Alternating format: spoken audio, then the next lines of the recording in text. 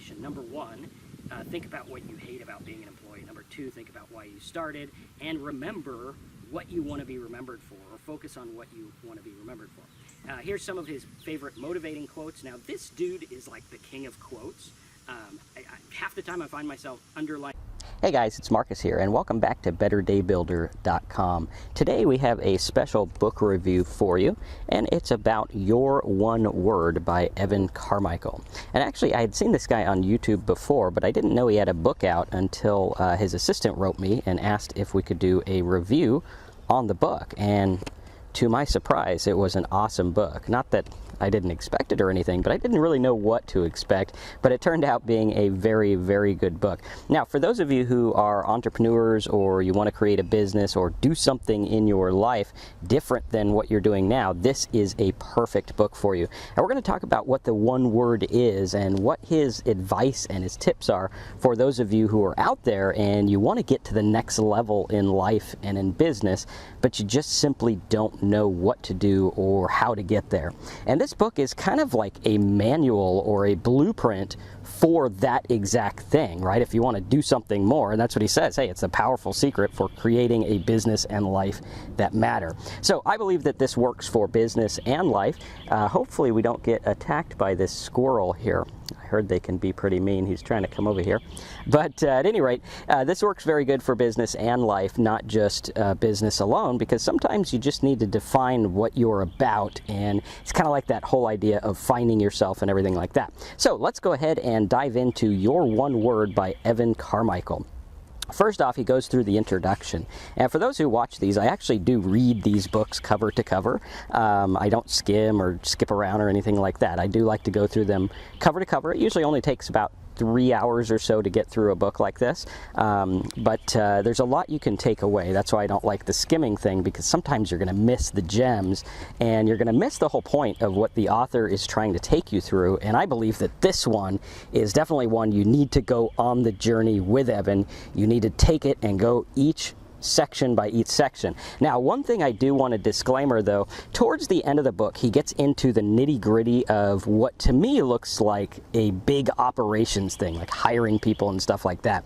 That part you can get through pretty quick if it doesn't apply to you, but the first 2/3 of the book are awesome. Highly, highly recommended. So let's go ahead and dive in here. Hopefully this is working well. It's our first outdoor book review, so hopefully it comes out good. Let me know what you guys think. I got a backup camera here just in case this stuff doesn't work quite right. So in the introduction, he says, a quote by Regina Brett, he says, "No one really has a bad life, just bad moments." And this is important to me because a lot of times people define life, they define who they are by the moments that make up their life. You know, they have a bad week, therefore they think they're doing bad, or they're not happy, or whatever it is.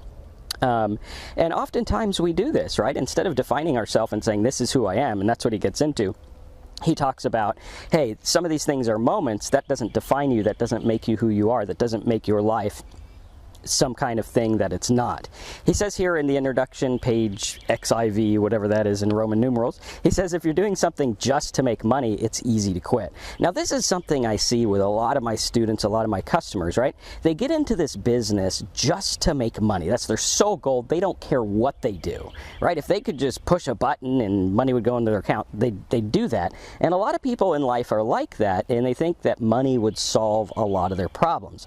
Now, I'll be the first to tell you that, you know, money does solve some problems. It helps you buy things, and money stress and everything like that. But if you're looking for it to define who you are, or that's the only reason you're doing this, then you're going to be sadly mistaken and led down the wrong path. He says in the next page, he says, I had hit my bottom and I needed to find a way to get momentum, right? How do we get momentum? How do we get there? Now, I like this because he equates the idea of hitting bottom with the idea of getting momentum, which means that, okay, if you are in a place where you think, hey, you know what, I'm kind of on the rocks here, I'm kind of having trouble, I'm having a bad moment, as he says earlier, he says, hey, check it out. The only thing that you need to do is start getting the ball rolling. Start to make momentum. Start to push forward. Start to get where you want to go, taking little steps, changing each moment, and looking at everything as in terms of like defining who you are and everything like that. He goes on in page 5 to say, if it's not important enough to you, then you won't do anything about it. Right? Talking about little things in life, it's like, okay, if it's not that important to you to work from home or start a business or be a good family person, then you're probably not going to do it and you're not going to stick with it. On page 6, he goes on to say that your limiting mindset is holding you where you are. Now, we talk about this a lot in my other videos where we talk about limiting beliefs and limiting mindset, right? What is the limit that you have on your mindset and your belief? Is there something that's holding you back? Something that you believe that might not be true, or something that you believe that other people told you? Right? Again, he goes into page 9. He says, faith is taking the first step even when you don't see the whole staircase. Now, this is a big one because a lot of people get into goals and they say, you know, what's the deal here? How do we do this? And sometimes you have to take the first step. You have to go on a journey without knowing every step, every turn along the way, because, you know, life is a journey like that. Sometimes we go through and things don't turn out as we want, and sometimes they turn better. Now, this is where he gets into what I like to call like the bringing of the old business ideas into today's modern internet, right? Because we have old ideas in business. Those who have been around a while, it's like, okay, attention, interest, desire, action, the AIDA rule. We also have things like what was it, your selling point, the way you define your business. I forget the term. What was it called? Unique selling proposition. They talk about a USP, right? What is your sentence that defines your company, what you're offering, and things like that. And he goes through and he talks about this, which I find really important because, you know, some of that stuff's like outdated. Some of that stuff was in the factory days, in the days of restaurants, brick and mortar business, where marketing and advertising was a lot different, right? I couldn't just like sit out here in my backyard with cameras and make a living back then. And we look at that and we say, well, what is it that we do to bring it into today? And he talks about this. He says on page 11, you know, we have feature selling, which is like selling the features. Okay, here's what it is, right? These sheets have a 300 count sheet thing or whatever, right? Or he says, well, that would be feature selling. Okay, this car has economy gallons, this light bulb's going to last forever. Then he says there's benefit selling, which is like, okay, well, the benefit is these sheets are soft, so you're going to get a better sleep. And then he goes into what he calls core selling, right? Selling from your core. What's the core value? Okay, this is where it starts to get really good, and he talks about finding your one word, which is in fact your core. And he says the secret is to realize, for this guy trying to sell flowers, he says the secret's to realize he wasn't selling flowers, he was selling a mood, he was selling a feeling, he was selling something important. And he goes on to say that this isn't just a marketing strategy, it's not something planned, right? A lot of things you'll find, like a lot of people look at my videos and they write me and they're like, wow, that was brilliant how you did that. And half the time I'm not even like trying to do this stuff. It just happens naturally because I'm working from a place of who I am and what I believe in. Now he goes on to say in page 14, that people have these ideas, right? They have these ideas of what they want to do, whether they want to change the way something is done, whether they want to have an impact, or whether they want to leave a legacy, right? And he says to be successful as an entrepreneur, you need to build a business around your passion and use your one word as your operating philosophy, right? What is it that the one thing that you want to do, right? And he's talking about all this and he's like, okay, you know, you have these people who try to do this stuff and they don't think that big, they don't have their one word, they don't know why they're doing this in the first place. And he says, you might be thinking, well, that's great, Evan, give me $1 billion and I'll go, you know, save the world as well. And he says that's exactly why you're not successful. And this is something interesting. It actually goes back to an old biblical principle of doing the little things, right? It's kind of the idea of what you do now is what you're going to do later. If you're the kind of person who goes out and helps people now, even if you don't have a lot, you're going to be that same person later. But if you're the kind of person who hoards and squanders and tries to get what's yours, and you're not looking out for people, money's just going to amplify that, right? You're just going to be the same person with a bunch of money, and maybe you'll give it away, maybe you won't. But the point is, you're taking you with you. All right, so now he gets in here and he talks about the one word, right? He goes into the story of his one word and how he had trouble in business, he had trouble in life, and he said, well, what's the one word that would define me? And he says, don't pick 2 or 3 words, right? Don't pick a sentence. Pick one thing that defines you, one simple word that would sum up what it is, right? And we're going to talk about this in a minute, because actually going through this, I went through the process and I came up with what I believe is my one word. And we're going to talk about it, and we'll show you the new logo and everything for that as well. So he says, most people waste their lives living someone else's dream. They imprison themselves by accepting the results of other people's thinking. Right? How often are we accepting the results of other people's thinking? People who say you can't, you won't, you're not good enough. That takes time, that takes money, you're not the kind of person or whatever, and you're accepting the limiting beliefs that other people have placed on you. Another one we have here on page 33, he says, so they decided to be the change they wanted to see in the world. Right, a lot of people, you'll notice, right, something happens in politics or something happens in life, and they all go and talk about it on social media. Right, they talk about how bad this guy is, how bad that guy is, but they never get up and actually do something about it. Right, how many things do we see in life that need to get done, but we don't do them? Okay, we don't do them because we're afraid, we need money, or we think we need it, or whatever.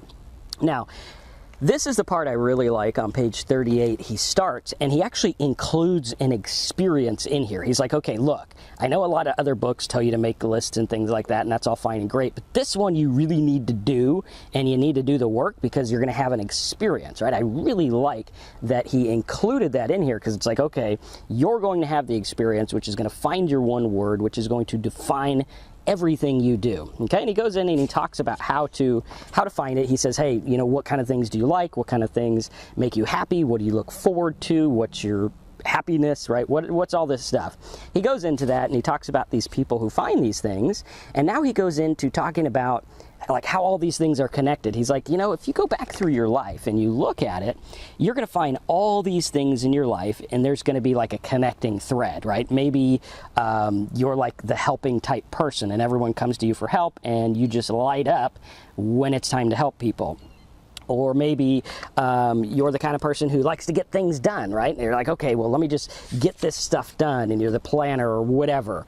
Maybe you're the kind of person who is encouraging, okay? And he says here a quote by Paul Miller on Part 2, page 41. He says, what connects your happiness? Everything you do is connected to who you are as a person, and in turn, hopefully this didn't break the audio, looks like it's still working, right? Everything you do is connected to who you are as a person, and in turn creates the person you're becoming. So everything's linked together, and he's talking about this here and saying, hey, look, you know what? Find this common thread, figure out what it is, and go deep. Like, figure out what it is for you that you want to live for, what you want your legacy to be, or whatever it is.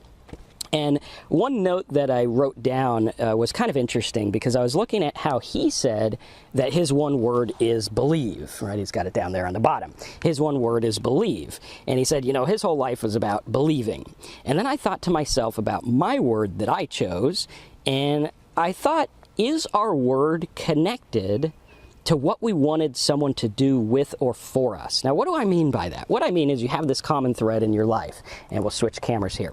Right, I had a common thread in our life where it's going through, and all the while you have struggles, you have good times, you have things you do good at, you have things you do bad at, and all the while all this stuff's adding up. And sometimes in life, like for me, there's been certain times throughout my life I wanted someone to come by with an answer, or come by with an encouragement, or come by with some kind of challenge or something like that. And I thought to myself, what if our one word is the one thing that we wanted someone to do for us that never really happened, or maybe someone did do that for us, and we want to share that with the rest, right? And it's very important to look at it. Maybe someone gave you the courage to leave your job, or maybe you're waiting for that courage, or maybe you're waiting for the courage to do something extraordinary. And you say to yourself, man, I wish someone would come along and just be like, hey, dude, I'm going to kick your butt until you do this, right? And your word would be like, I want to be the butt kicker, or something like that, or the motivator, or something like that, right? Very important. So we look at this, and he goes through on page 52. He says, thinking good thoughts is not enough. Doing good deeds is not enough. Seeing others follow your good examples that's enough, right? So it leads to, like, what is your core? What do you live from? What makes you tick? And he has this list of all these different things, and hopefully we can get out of the sun here. Probably not a good idea to make these videos in the sun in Central Florida, but at any rate, maybe Evan can appreciate that living in Canada where it's not that hot. That's right. Here it's pretty hot. But at any rate, we look at this and he says, money has never made a man happy, nor never will. There's nothing in its nature to produce happiness. And he talks about this quote from Ben Franklin. Now, he goes on here, going through the process of finding out what you like, what you don't like. He says the way to, now this is a good quote for those of you looking to make money and things like that. He says on page 54, the most brilliant thing if you're trying to make money quick. He says, hey, on the flip side, the way to make a lot of money quickly is to provide a lot of value quickly. Now there's two ways to do this. One way to provide a lot of value quickly is to provide something extremely valuable, right? Like the best food in the world. Another way to make a bunch of money quickly would be to provide little value to a lot of people, like the example of fast food or something like that, right? Both things work very good. Both things, like both people are giving an immense amount of value, if you want to call fast food value. To each his own. It does provide some value to the people, otherwise they wouldn't buy it, right? Number 5, here he says, is this really who you are? Now, this goes on into talking about who you are and what you want. And this reminds me of a friend we had in church who was the assistant pastor. And this guy always complained about his job. He's like, I hate listening to people. I don't like when they talk about their problems. I don't like that they are always struggling and they never get anywhere. And he's talking about this, and I'm sitting there and I'm asking the major question everyone's asking, like, dude, why are you a pastor? And he's like, well, God called me to do this. And I'm like, well, you know, I don't really think God would call you to do something that you hate. That doesn't make any sense. He probably call someone else that actually likes that stuff. And it goes on to look at, like, okay, well, this guy was not living true to who he really was. He wasn't doing what he really wanted to do, and therefore he's suffering, and his congregation is suffering because he's not up to par and he's like being a jerk about it, right? And so it goes to say, like, what is it you're doing? Is it something that you want to do, or is it something that you know, is aligned with your beliefs? He goes on to say that the key is putting everything in perspective. He says, you are where you are because of what you believe. If you are stuck in your life, you're there because of what you believe. If you're not getting enough in your life, if you don't feel fulfilled, if you're not happy, it's because of your belief systems. I like this because in a lot of self-help and a lot of business books, there's a lot of fluff, and there's a lot of stuff that talks about, you know, hey, just fake it till you make it and everything like that. And this is like the anti-fake it till you make it, because it's like, no, figure out what you want to be and then do the steps, right? You might not be an expert in it, but you can do them, you can start. And the fact of the matter is you are where you are because of what you believe. What beliefs do you have right now that are limiting where you want to be, right? Is there something stopping you? Is there something you're harping on, or something that is in your way? And the simple way out of it is just to change your beliefs, and that will give you the challenge and the breakthrough that you need. He says, chances are it's because of your limiting personal beliefs. Again, he says on page 59, the story you tell yourself about what you can't do has hurt you for your entire life, right? What can't you do? I remember I told myself stories all about myself, like being short and not being able to do certain things because I was short, not being good at sports. But the fact of the matter is there's plenty of sports that short guys do. I just need to go and get involved in them. He says, stop being ruled by the opinions and judgments of others. How often are we being ruled by the opinions and judgments of other people? Are we listening to them? Is their voice in our head, right? We listen to that, and a lot of times there was a good teacher, I guess psychology guy, Richard Bandler, who used to say, you know, the voices in your head, you can kind of assign them, right? Like when you're driving, it's kind of like, you know, you hear your mom's voice, your dad's voice, or whatever in your head, and it's like kind of somewhere, right? It's like in the back seat, in the front seat, it's up here, it's wherever, and you know where it's at. And oftentimes we're living our lives with these other voices in our head saying, hey, we're being ruled by the opinions and judgments of other people, what they say, what they think, what they do, rather than what you know to be true and what you want, right? Again, finding your core, living to your core, your one word, that idea. Remember, you get to assign your own meaning to the word, right? This is about you. No one has like locked you in anything and said, this is the way it's going to be. This is where you have to be and what you have to do. He goes on page 68 to say, all the great things are simple, and many can be expressed in a single word. A lot of people think that stuff is difficult. Life is hard. Life is difficult. Business is hard. Business is difficult, but it doesn't have to be, right? He's going on to show, and he shows in his life that, hey, dude, when you live from your principle, when you live from your core, everything becomes easy because it's congruent. It's where you are. It's where you live. It's who you are and what you want to be. He goes on here, and hopefully I don't catch on fire out here in the sun. No matter what people tell you, words and ideas can change the world. That's a quote by Robin Williams he put. Very, very good quote. And he goes on to say on page 75, people are yearning so much to find meaning and purpose in their life that when you give them an opportunity to be part of something, they jump on board, right? They're looking for meaning. That's why they jump on board like the silliest things in political campaigns that make no sense. It's like they're looking for something, right? They're bored and they want to find meaning and they don't know how to do it. And this book's pretty good at doing that, right? I like it. Let's see here. He says on page 80, there's two things, right? You owe it to yourself, number one, to try so you don't have regrets later in life, okay? The number one thing people regret is not doing something that they know they should have done. Even if they fail, they would rather do it and not get results than do it or than not do it at all and have regrets. He says that we rarely regret the things that we try and fail at, and the upside is that we get to live our dreams, right? A lot of people think that this life thing is difficult and things are tough and things are hard. And the fact of the matter is it could be whatever you want it to be, right? It could be whatever you want it to be. You could do whatever you want to do.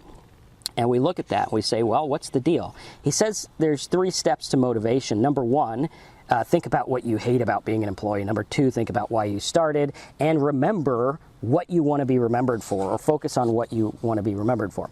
Here's some of his favorite motivating quotes. Now, this dude is like the king of quotes. Half the time I find myself underlining other people's quotes in his book, which I find weird, but it's cool that he knows his stuff, right? He knows his quotes, and it's good. And he says on page 84, great quotes can inspire you to keep going and save you in your darkest times, right? A quote, a simple talk, a simple word can break you through to where you want to go. He says the key, Oprah quote, the key is not to worry about being successful, but instead working towards being significant. He has a Tony Robbins quote, if there's no action, you truly haven't decided. Whatever happens, take responsibility, right? Take responsibility for your life and for where you're at. Goes on in page 92 about talking about your story and how business works, right? People buy from people. People follow people. And this goes into the whole idea of him explaining the way that the internet and social media has changed business as we know it. He says people buy from people. People follow people. People love people. And he says, you know, people are out there, they're begging you, why are you doing this? Why are you doing this business? Why are you doing what you're doing in your life? And he says that your story adds context, or adds value and context for your customers. He says here on page 93, when I was down, when I doubted myself, when I felt like I wasn't going to make it, I looked to other people's stories to motivate me and keep me going.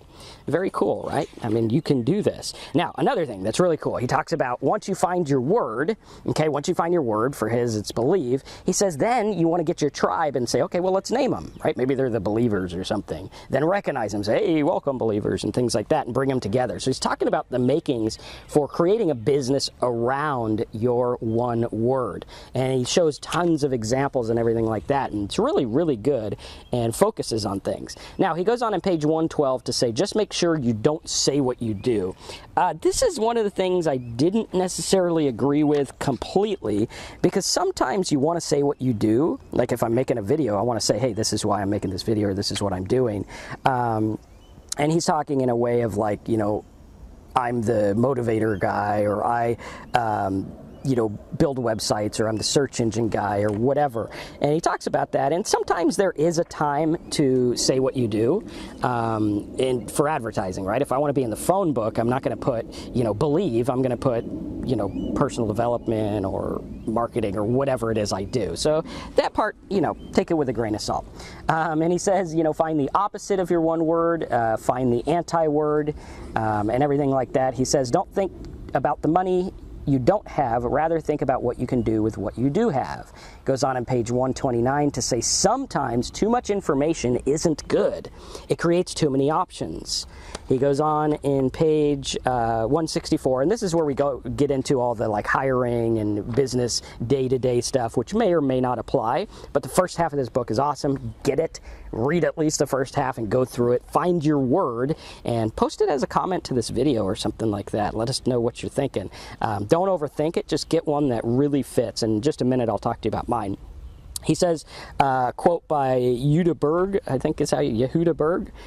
He says, words are singularly the most powerful force available to humanity. We can choose to use this force constructively with words of encouragement or destructively using words of despair. Words have energy and power with the ability to help, to heal, to hinder, to hurt, to harm, to humiliate, and to humble. That's a lot of H's. But we look at this and it's like so much in our world, so much in life is negative, right? You post a video on YouTube and like half the comments are negative and terrible and everything like that. People don't look for the good as much as I think we can. And we have to look at this and we have to say, well, our words are powerful. What am I choosing to use them for? What am I choosing to say? And what's my one word? Because that's going to be the most powerful word that I live by. And we look at it, and that one word is going to give you motivation, because he says, that's what I am. And he talks about how he posts it on his wall in his office and everything like that. He says how Starbucks created a language for its customers, and something interesting, they have only spent like $10 million on advertising in its first 25 years in business. Think about that, right? Their one word, the coffee or relax or whatever it is that their one word is, right? They didn't need that much advertising because the word carried itself. He talks about client engagement. He says the best way to find yourself is to lose yourself in the service of others. Quote by Gandhi there. And then he goes on here, he's talking about, to me, it isn't client management, it's client listening and engagement. That's a quote by Christopher Gavingen. And now this goes into the industrial shift, right? In the old days, it was an industry, it was a cold, hard building making tools or whatever it is, right? It wasn't the thing that it is now, and we have to look at it as business has changed, and people want something friendly, they want a face, they want something semi-entertaining, and something that's going to help them. They want you.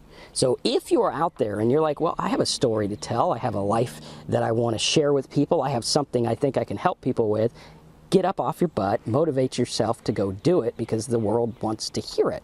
And even if they don't, even if you only reach one person, you will have learned, right? And you will have reached one life, which for most is, you know, a good achievement. But some people want to reach the whole world, like me and like Evan, right? And he says on page 6, he talks about mentors, a quote by Viggo Mortensen. One of the best pieces of advice I ever got was from a horse master. He told me to go slow to go fast. I think that applies to everything in life. We live as though there aren't enough hours in the day, but if we do each thing calmly and carefully, we will get it done quicker and with much less stress. All right, now he goes on here talking about mentors and things like that. Now he says, when people are genuinely happy at the success of others, the pie gets larger. When we're all happy, when we're all doing what we want to do, the pie gets larger and the bounty gets bigger. And now another thing I totally agree with him in is I personally don't believe in spending money before I'm making it. That's to say, like, I'm not going to go spend 10,000 bucks on my business advertising if I'm not making anything yet. Now, does that mean don't spend on mentors and books and learning? Absolutely not. That's silly, right? That's bettering you. So we want to look at that. He says that clarity comes with simplicity, a quote from Brendan Burchard. And he says, he talks about his business and how he was scared. And he says, the reality was I was scared out of my mind. And sometimes we need to just admit that we're afraid and do things anyway.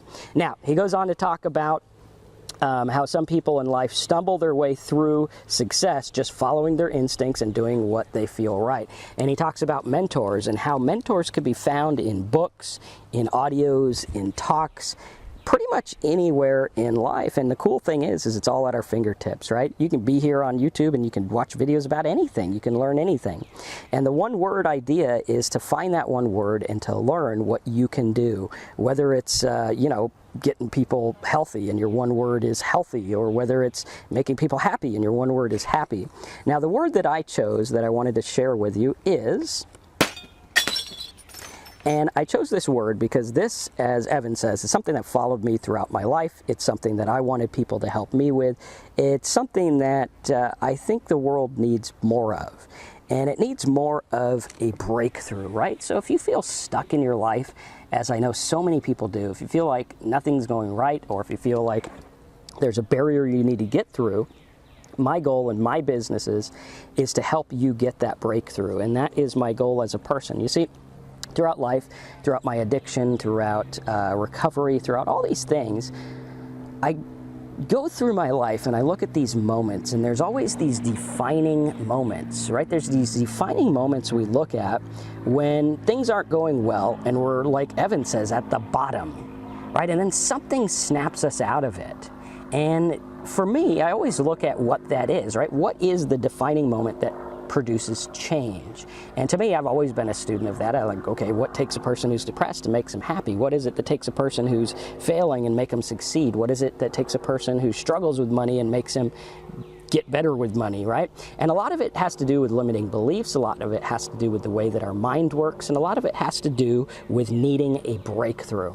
So if you feel like you need a breakthrough, type #breakthrough in the box below, and that is my new core focus goal with Affiliate Marketing Dude, with my addiction site, talksober.com, and with all the different things that I'm doing online, is to help as many people as possible get that breakthrough to the other side to get where they want to go. Because to me, life is a series of breakthroughs where you see yourself going one moment and boom, something happens that changes the course of everything, whether it be good or bad. You can have breakthroughs for either. And a lot of times it's just as simple as a phrase or a word or a change in thinking or motivation or something like that. And we look at that and we say to ourselves, what is it we can do to get where we want to go by helping others? So if you're ready for your breakthrough, type #breakthrough in the box below. Share this video if you enjoyed it, and go get this book, read it.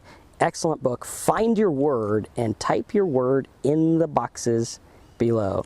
Thanks again for watching this video. I hope you enjoyed it. I hope you got a lot of good value out of it. Watch for more videos here. Subscribe to my channel. Let's learn how to help the world one person at a time, or 1,000,000 people at a time if it suits your fancy that way.